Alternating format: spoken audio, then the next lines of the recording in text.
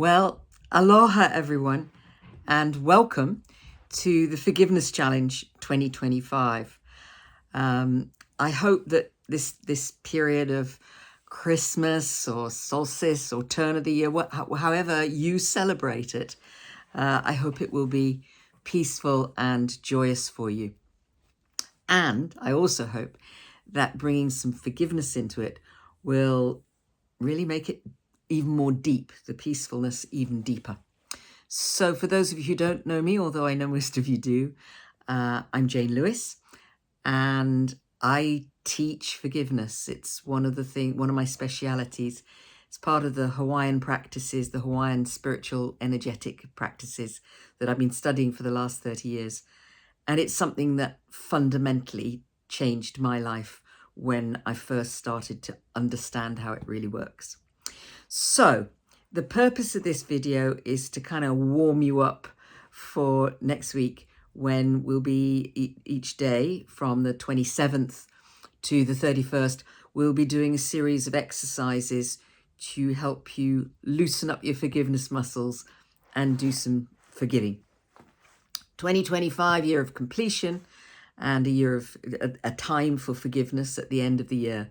So it's an opportunity to shut down this last cycle, this last 9-year cycle, as we roll into next year, which is the start of a whole new cycle.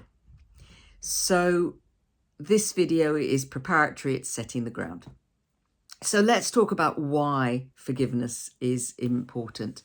And to do that, it's important to talk about unforgiveness, which is the term that the psychologists and psychiatrists use for the state of not forgiving, the researchers, if you like. And unforgiveness, the challenge, the problem with unforgiveness, the problem with not forgiving is, or one of the problems is, that it sets up in your body a kind of chronic stress reaction. So all the emotions that come with unforgiving, emotions like hurt, feelings of revenge, feelings of anger, maybe feelings of sadness, they can accumulate and act like chronic stress in your body. Now, chronic stress in your body, as you probably know, can lead to cortisol overload. It can lead to overactivity of your adrenal glands because they're constantly producing adrenaline as we go into fight or flight. It can lead to skin problems, digestive problems, lack of focus, the inability to focus because the brain is just so busy with what's going on. It can also lead to fatigue and more. There's a whole raft of physiological conditions, physical conditions, if you like, that the state of unforgiveness can cause because it acts like stress in your body. On an emotional level and a mental level, it can be very corrosive. It can have a profound impact. Not just the fact that your brain is so busy, but the emotions can be very deep. My own experience of it was when I was dealing with unforgiveness was that it numbed me. I remember saying to my psychotherapist that I felt like I was living in an igloo. I couldn't connect. I just had no way of relating with other people because I was trapped in this igloo. It numbed me. For some people, the emotions are too much. They can't handle it. So they disassociate, they step back, or they get numbed like I did. For other people, the emotions have to be expressed and they're in a permanent state of high expression, high anxiety with the emotions. On a mental level, as I say, you can lose focus. You can end up ruminating. So you're thinking about it all the time. It's permanently there in your brain and you just can't get rid of that person or those people who hurt you or hurt your loved ones. It can also have, it can create a kind of toxicity. So forgiveness itself is a real antidote to toxicity. We all experience some level of trauma by the time we get to adults. Now, sometimes it's big trauma, and you don't need to tell me what those are. You don't need me to help you imagine what those might be. But sometimes it's big traumas, and sometimes it's less apparent, less obvious. So it might be a teacher at school who's on your case. They're not bullying you as such, but they're just on your case. It could be a parent who, with the best will in the world, they want you to support you in doing well, so they push you. And this can become really traumatic for some kids. Could be a teacher, could be a parent. So there are many instances where we have, it's not capital T, PTSD sort of a trauma, but there's trauma going on. There are things that we experience as traumatic experiences. And these can build up in the body, and they can become quite toxic. And the problem with it is, if you don't practice forgiveness, if you don't deal with these issues, then the buildup of the toxicity in the body means that you can become physically sick, but also you can find that you get into repeating patterns. And the best way to illustrate this is to talk about a client of mine who was significantly bullied by her boss for a number of years. And the bullying was so bad, and the undermining and the misogyny was so bad, that eventually she had to go off work with stress. That was how they described it. And she decided to leave the organization. I think she got redundancy. Anyway, she left the organization and went to set up her own business. And at first, it was successful enough, but not as successful as she wanted it. And she kept finding that she was re-encountering in her business suppliers, customers, potential business partners who would repeat these experiences that she'd had with this previous boss. So it was repeating patterns, and they held her back. Now, when we did some work together, we did some forgiving. We got her in particular to forgive the old boss. It was like all these patterns and this trauma melted away, this toxicity, it kind of melted away, because forgiveness is really profoundly liberating. And when we truly do forgive and we get to a point where we're flat on the experience, then yeah, it's liberating. And that's what my client found. Suddenly it didn't matter anymore. She was free. She was free of this stuff. And that's my hope for you, that you too can become free of this stuff. Spiritually speaking, forgiveness is incredibly important, because unforgiveness, that state of revenge or hurt or whatever the emotions are, it keeps our vibration at a lower level. And spiritual evolution is all about raising our vibration and our connection with spirit. All the great religions and the earth-based faiths talk about or have some view on forgiveness and its importance, because unforgiveness, not forgiving, holds us back spiritually. If you want to evolve spiritually, then get some forgiveness practice, because it's going to absolutely change everything for you. There's a well-known psychotherapist by the name of Robin Sohet, and I attended an extraordinary workshop with him, where he focused in on forgiveness and got us to understand how forgiveness really lies at the heart of so much psychological healing. In fact, for him, it's the basis of all healing. So those are some reasons why forgiveness is important. So what's involved? What is it? Well, it's letting go of the impact of those past experiences, traumatic, toxic, or whatever, to the point where you can think about the experience and you feel flat on it. There's no emotion, there's no emotional connection. And where the experience no longer sits up here in your head and sort of chatters to you in your brain. You might remember it occasionally, but most of the time it's forgotten. You're done with it. It's about letting go those feelings of hurt, revenge, anger, and also being aware that we may hurt others without meaning to, by a look or a tone of voice or something we do or don't do.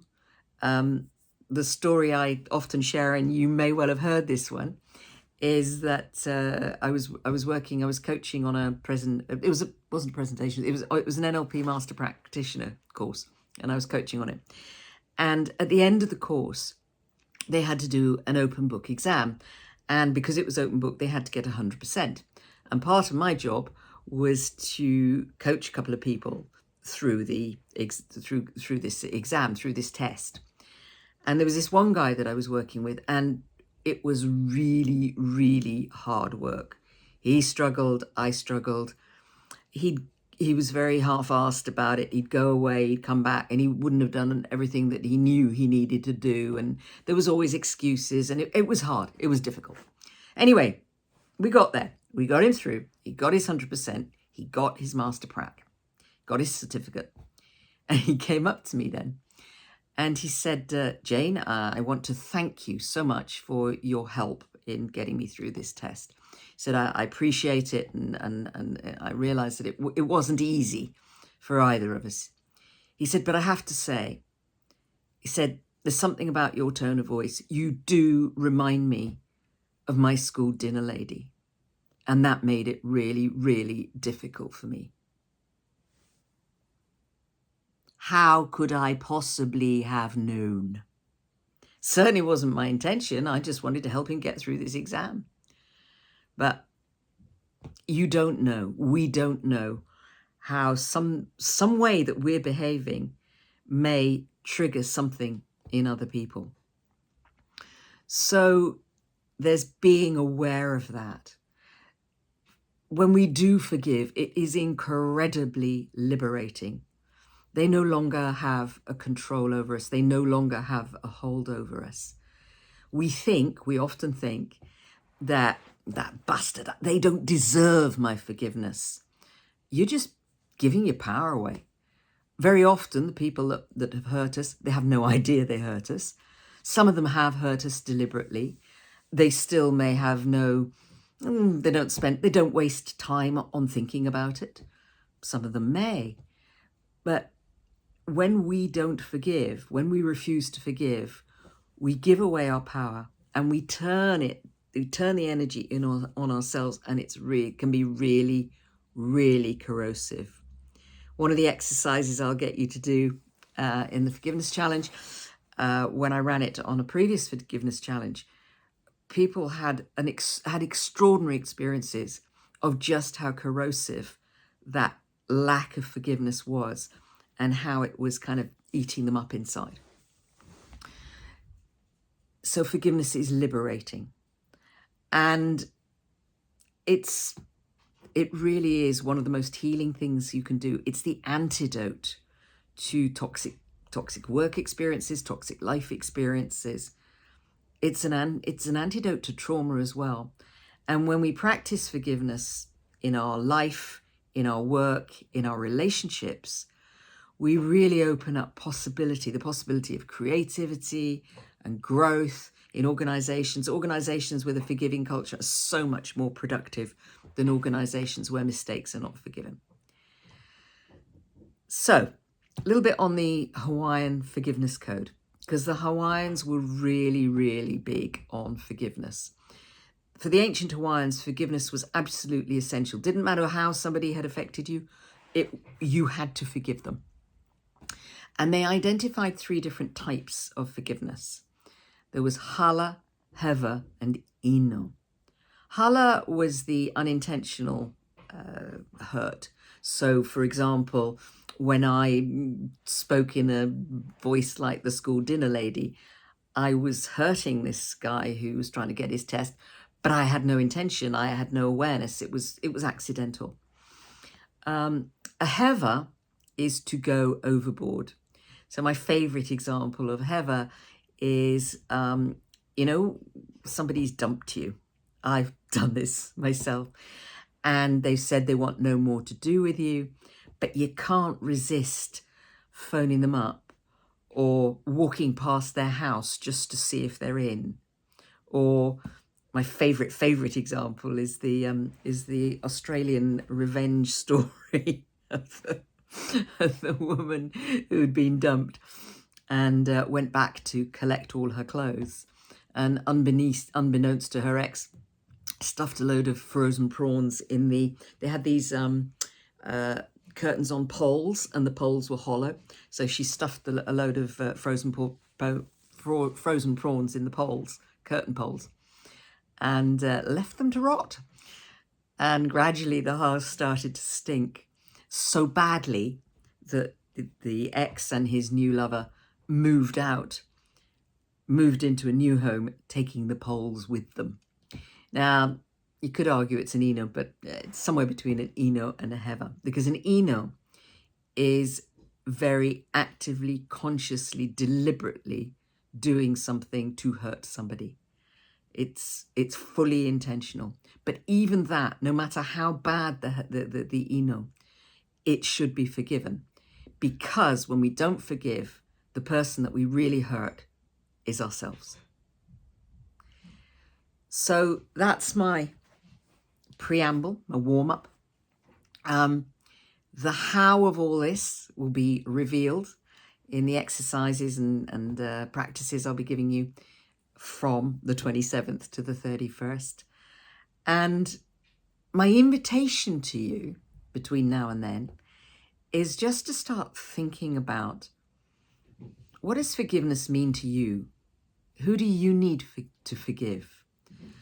And forgiving other people, but also forgiving yourself. Where do you need to forgive yourself?